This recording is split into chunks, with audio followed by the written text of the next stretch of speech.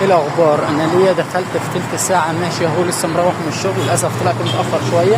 انا العادي بطلع الساعه 8، طلعت 8 ونص. فانا المفروض لما بطلع 8 المفروض اوصل البيت 10 ونص. فللاسف طلعت النهارده الساعه 8، سوري 8 ونص. فاحتماليه الوصول، الوقت المقدر للوصول هيكون على الساعه 11.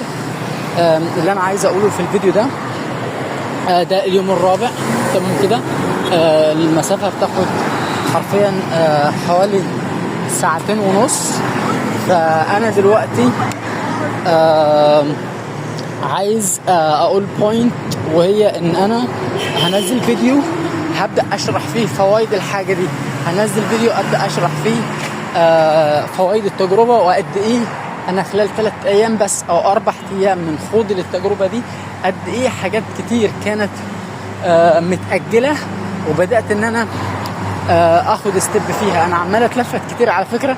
السبب الرئيسي لده إن أنا محرج إن أنا أكون بتكلم وأنا ماشي في الطريق.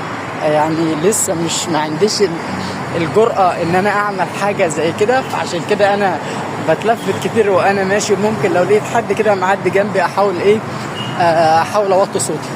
فده اليوم الرابع. هشارك معاكم ان شاء الله.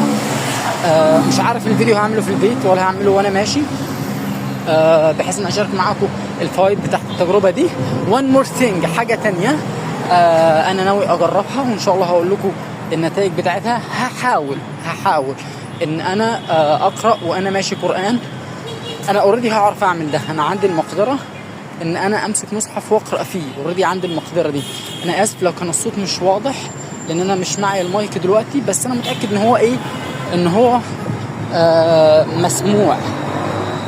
فالبوينت اللي انا بتكلم فيها دلوقتي ان انا ناوي ان انا اخوض التجربه دي، ان انا اقرا قران وانا ماشي، وهشارك معاك التجربه دي. انا لسه اصلا التجربه دي ما جربتهاش.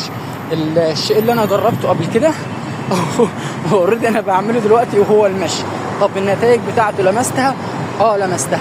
ففي فيديو كده منفصل هشرح فيه الحاجات اللي انا استفدتها من التجربه دي. وان شاء الله هحاول اجرب تجربه القران، وبرضه اشيرها معاك واشوف ايه اللي انا وصلت له. هل قابلتني عقبه بحيث ان انا اكون ماسك مصحف وبقرا في الطريق؟ اشوفك على خير يا صديقي، مع السلامه.